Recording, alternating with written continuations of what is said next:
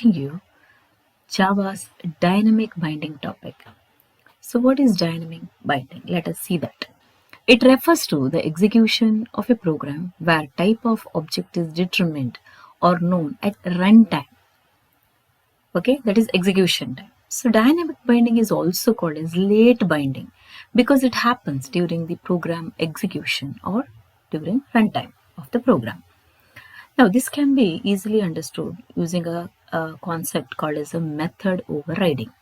Actually, this method overriding comes in between, or this happens in between two classes which share the inheritance relationship. Now, you can see this diagram. Here we have two classes, say class A, class B. So both are connected. So they are, connected through the inheritance relationship. Now imagine both has the same named functions, same return type and same parameter list. So everything is same, exactly same. So this is where my method overloading concept comes. So let us learn this with the program. So for that, let's open our Java editor, Eclipse editor. It's already open. And the project is also ready. So let us create a new class or a new file. So go to new and say class. Since this is a dynamic topic, so I'll write a dynamic binding. So is my name of the class. Say finish. Now this we are going to learn with a concept called as a method overriding. So for that we need two classes which share the inheritance relationship. So let us create two classes. Say class, first class, okay? First class name is say class A. According to my example, say class A.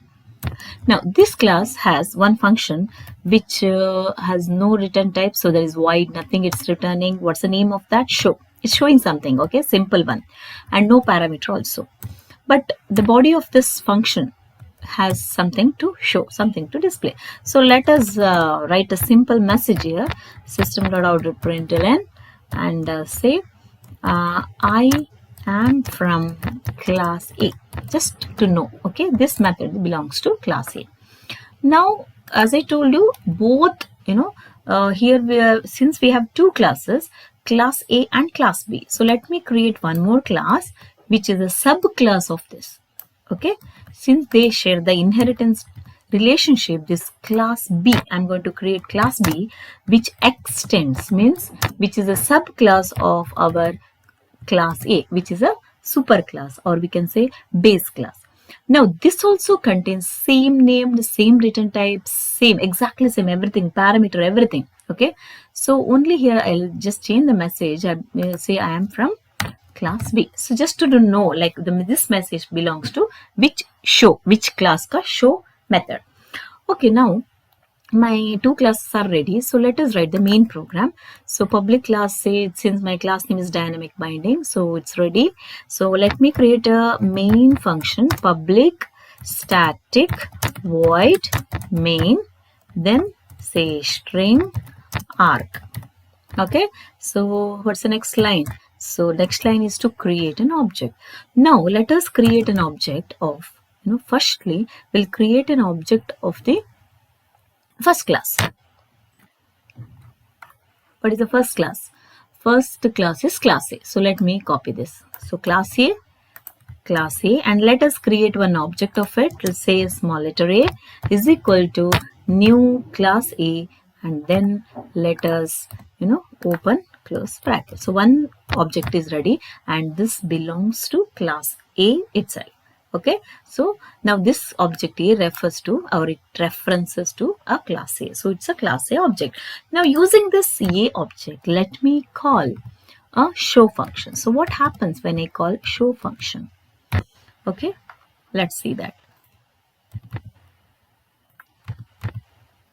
Okay, so now I think there is no error. So let us save it, let us run it. Okay, so when I run this program, if you observe, what I get is I am from class A. So since my object A references to a class A type, means first class type, so that's why what message I am getting is belongs to class A methods. Now if I change here, instead of class A, if I make that particular object to refer to a class B type, Okay, now it has been converted to class B type. Now what happens? I get a second class method.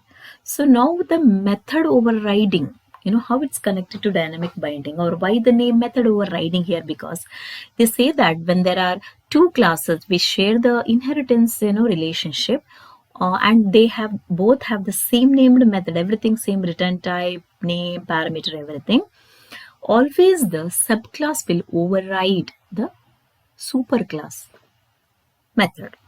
So since my object is being referred to the second class, now the method which is been displayed here or executed is the second class. So this is the concept. Here, at any particular moment of time, only one particular method is going to execute, and that is being decided depends upon this referenced object during the runtime, not compilation, during the execution time. So that's why this is called dynamic binding. Hope this is clear. Thank you.